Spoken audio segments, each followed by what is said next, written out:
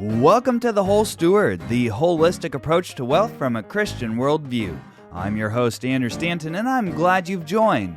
Today, we explore strategies for taking control of your wealth in a runaway credit-based economy. There are certain things you cannot outsource, and the stewardship God has given you is one of them. Active stewardship is hard work, but well worth it, and pleasing to God. Let's jump in today on The Whole Steward. This is episode number 16, and I am so thankful you're listening. I want to start out with a charge to the rich.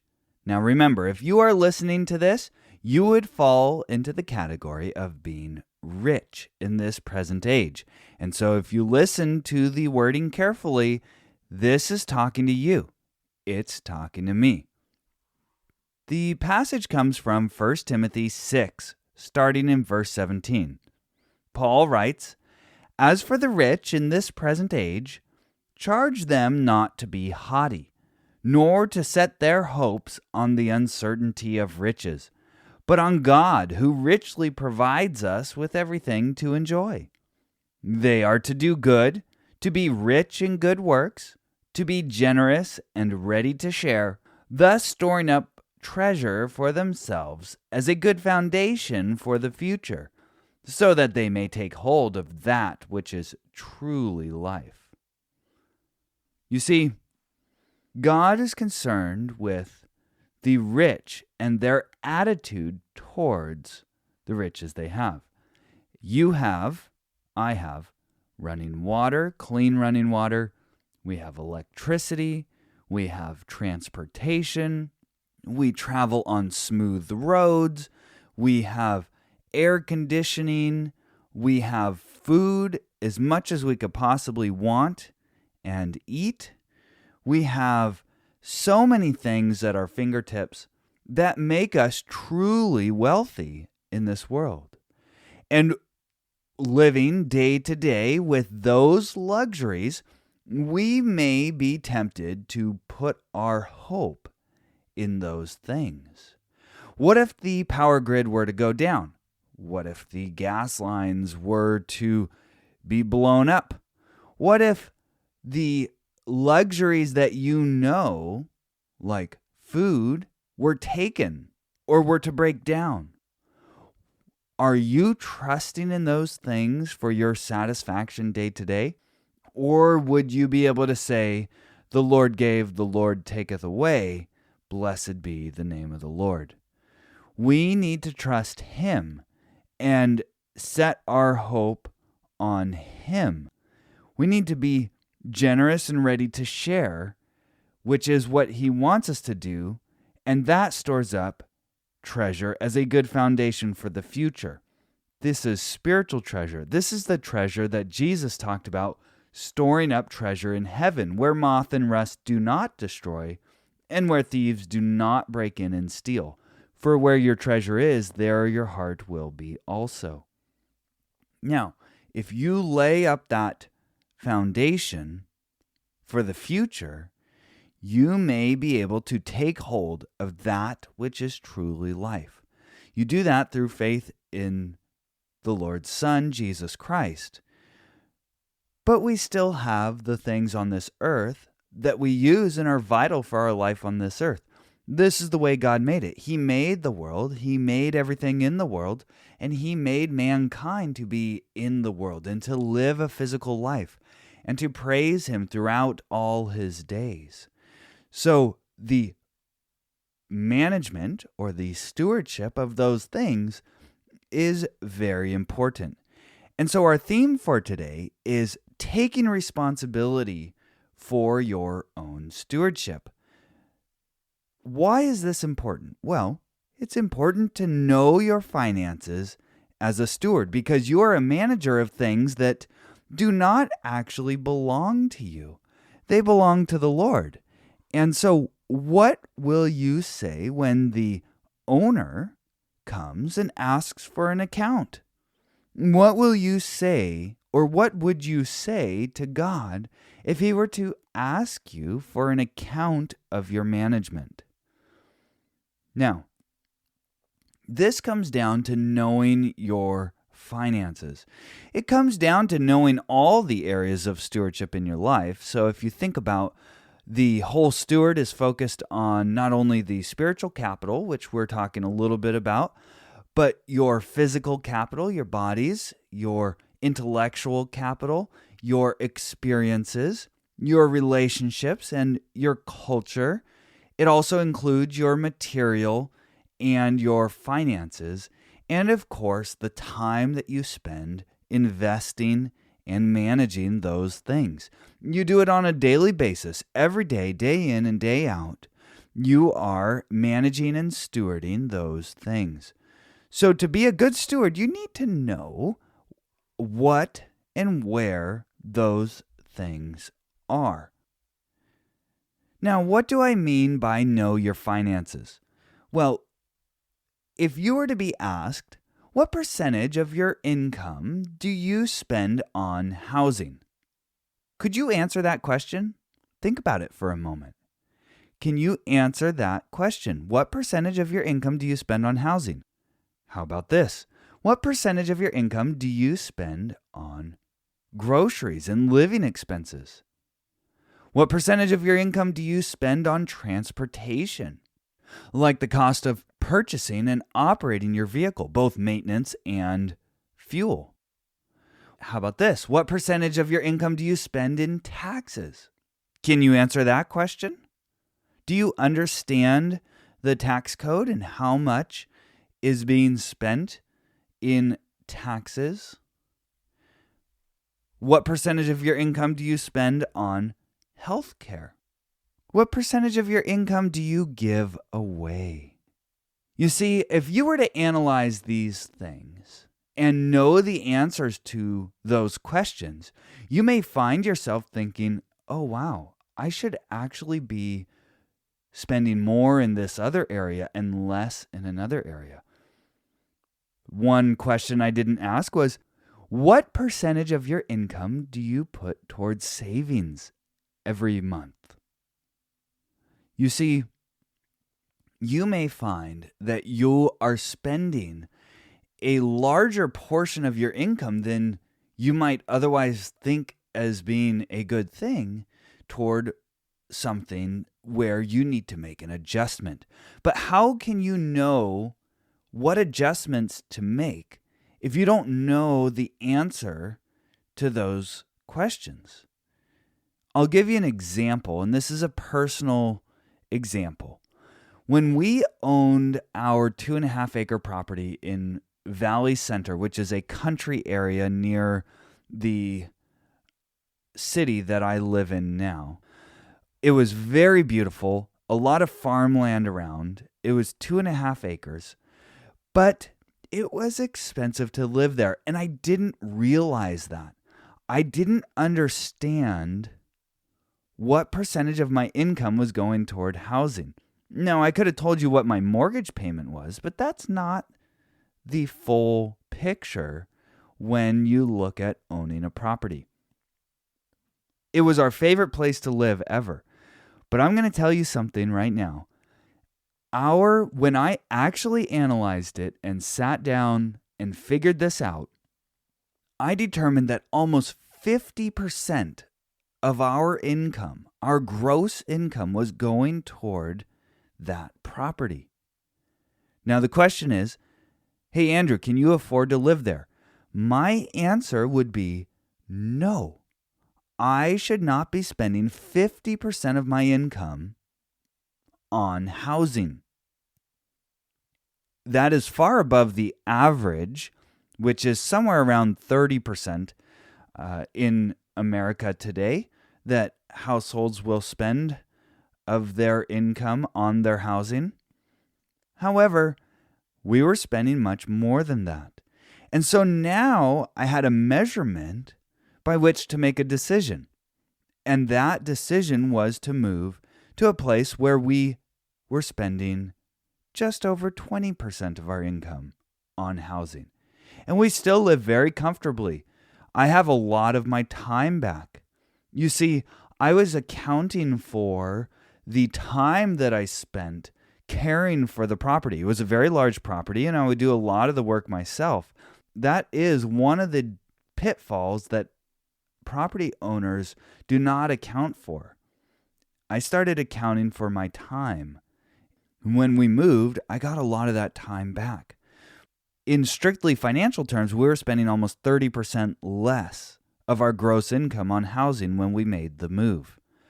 So you see, knowing these things, knowing the percentages, can be a useful thing. Now, I'm not saying that if you know you make, say, $3 million a month in gross income, and you live a modest life, maybe $100,000 or $200,000 in expenses every month, or every year, actually, I'm sorry, but you're making $3 million a month, well, maybe you don't need to pay so much attention to it. But I would still charge you to be a good steward and know where your money is going. For the rest of us who live somewhat normal lives, we should know and be ready to give an account for our stewardship. And one of the best ways to do this is through a financial statement. It's very easy to do if you take the time. If you want to learn how to do it, go back and listen to episode number 6. It shows you how to analyze your income versus your expenses, and then you have your assets versus your liabilities. And that is a simple financial statement. It's like a scorecard. It's where you're at. And it was very powerful when my wife and I did this together to see what we're spending our money on and to give an account. We need to give an account to each other as well. It is very interesting to see it in work in our family because we now have this financial statement which sets the expectation, and we mutually agree on the expectations, and then we can strategize throughout the month or year on whether we're meeting or exceeding the expectations.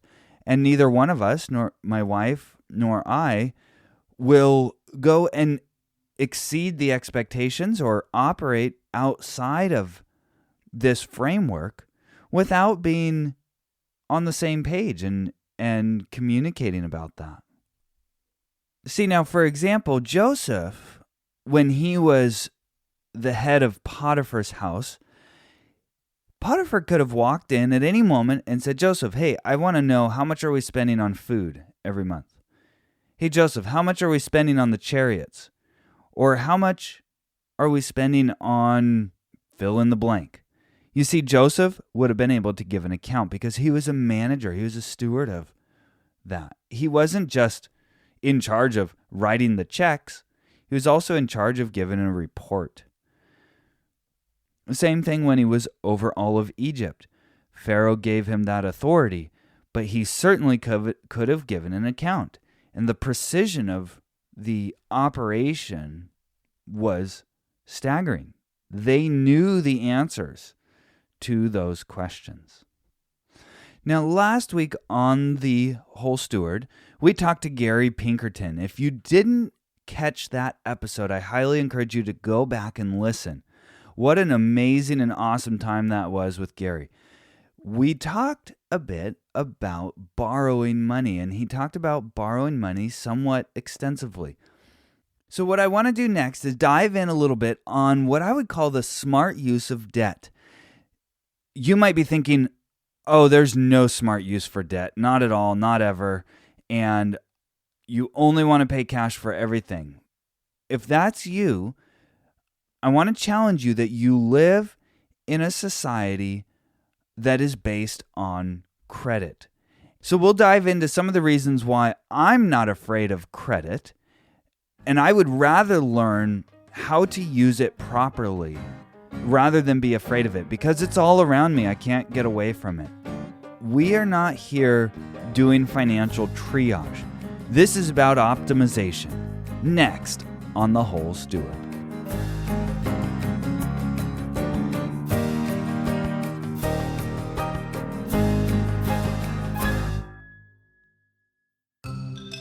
Hey there, it's Andrew. I pour a lot into The Whole Steward, and I'm so humbled you're listening. Did you know I regularly post new articles to our website? I also send the Holistic Approach to Wealth newsletter once a week, to which you can subscribe at thewholesteward.com/newsletter. If you're enjoying what you're hearing on the show, would you share it with a friend or leave us a review? I'd really appreciate it. Oh, and thanks for listening.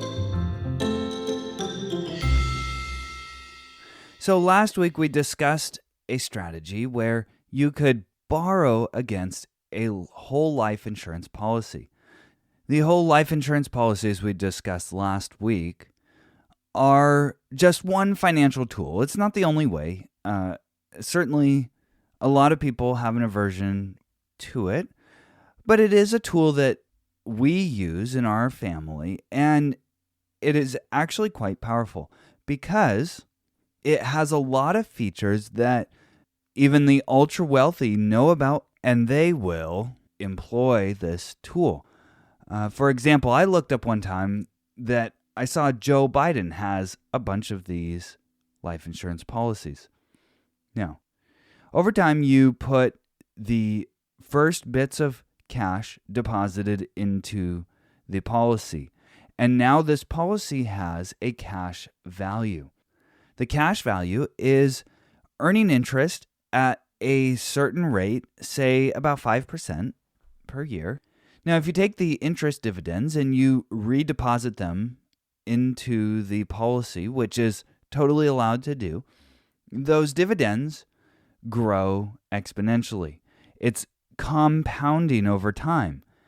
If you were to take $30,000 and leave it deposited in your policy, it would grow at a rate of 5% per year. But now you can pledge that $30,000 while it is still deposited and growing. You can borrow against it. You can pledge it as collateral. So you can borrow $30,000 and pay the loan back on an amortized schedule. So you have $30,000 growing exponentially, and you have $30,000 being paid down in principal payments over time. So as was explained last week, you collect way more in dividends over time than you do in paying interest.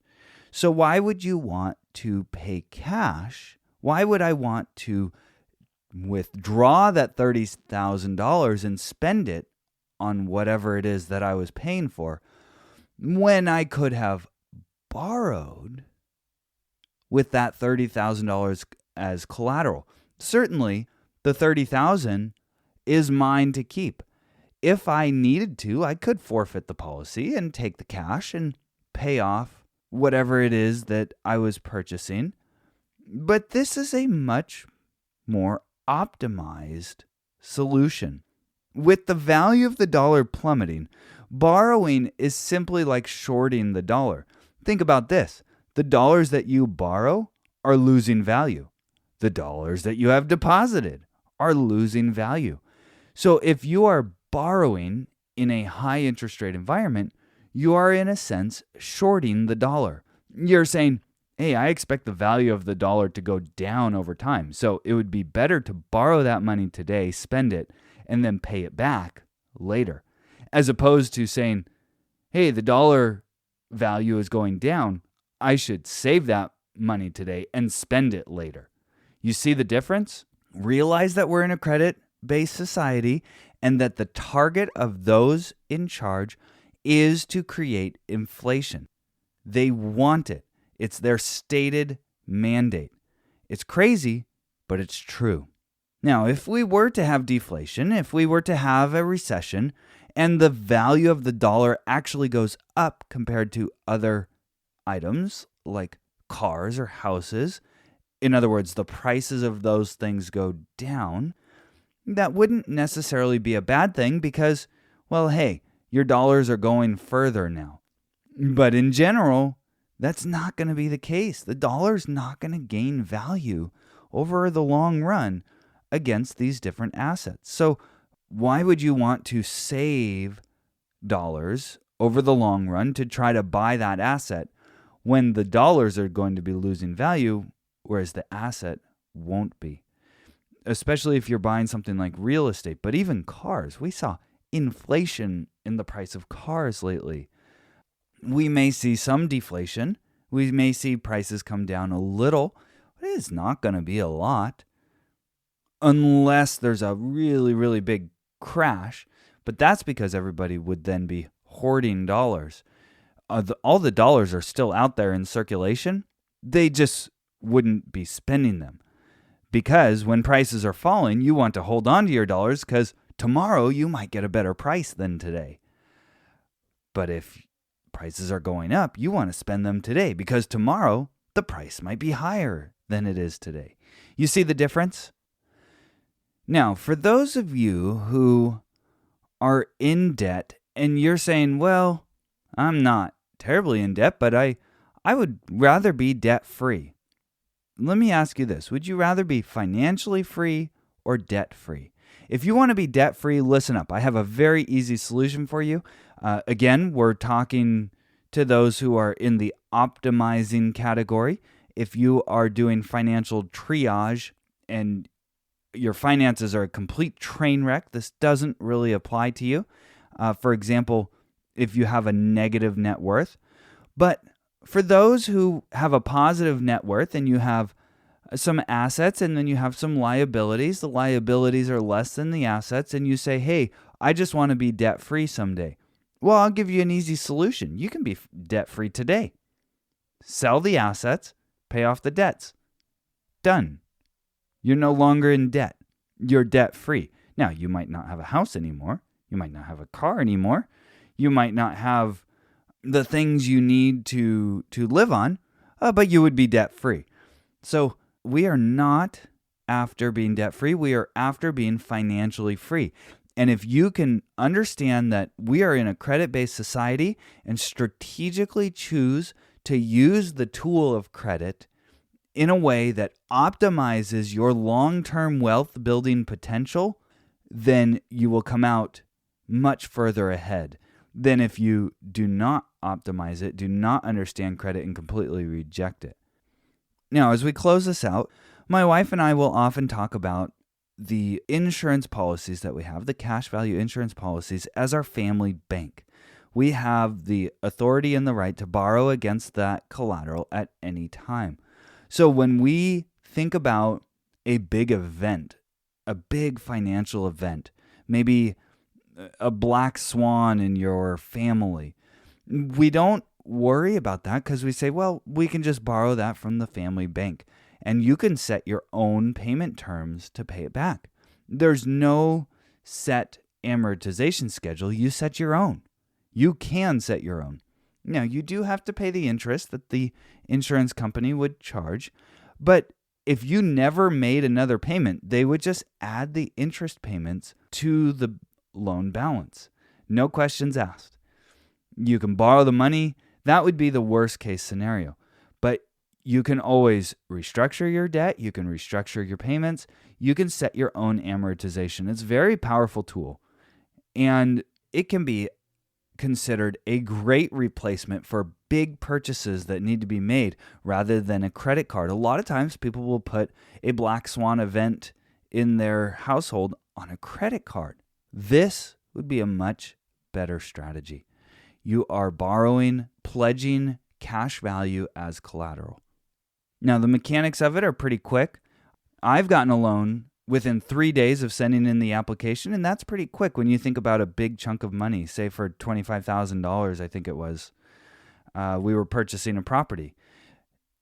It does not take very long to do when you're talking about getting that big sum of money, and it really can help you rest easy at night. I know that we sleep much better at night financially thinking about the structure than we used to. When we were spending much larger portions of our income on some of these categories like housing or living expenses or transportation, we were much more strapped for cash. We didn't really know where it was going, and back then we were living on credit cards some of the time. We're in a very different and better place now. And I love inspiring you to get to that better place as well. as a couple, as an individual, know where your money's going. Be a good manager who can give a report when asked. Even if it's just you asking yourself, it's much better. So to sum up, know where your money's going and why. You can do that with a financial statement. Go back and listen to episode 6 for a deep dive on that. Know that you're in a credit-based society, and if you're doing optimization, find some strategies that work for you. Maybe it's whole life insurance. Maybe it's something else. And then make the necessary changes.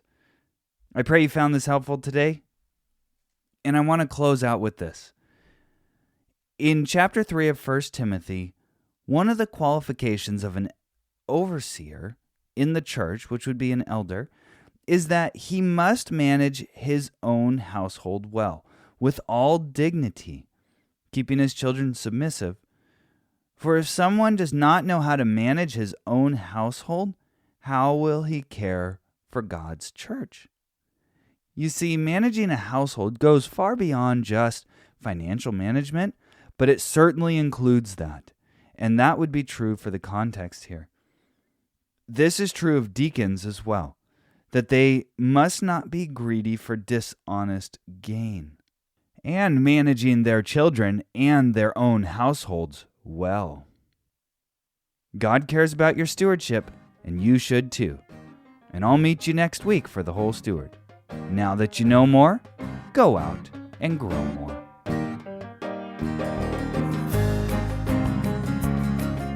All content on The Whole Steward is for informational purposes only and must not be considered personal, professional, tax, or legal advice. Please consult an appropriate professional for individualized advice. Though we do our best to bring you reliable information, we make no guarantee on its accuracy, so you must rely on your own due diligence to draw your own conclusions. The views expressed by guests on the show are their own and may not represent that of the host. Please visit our website for complete terms and conditions.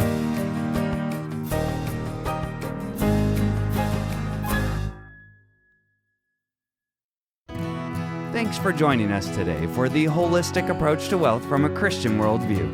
This show is brought to you by thewholesteward.com.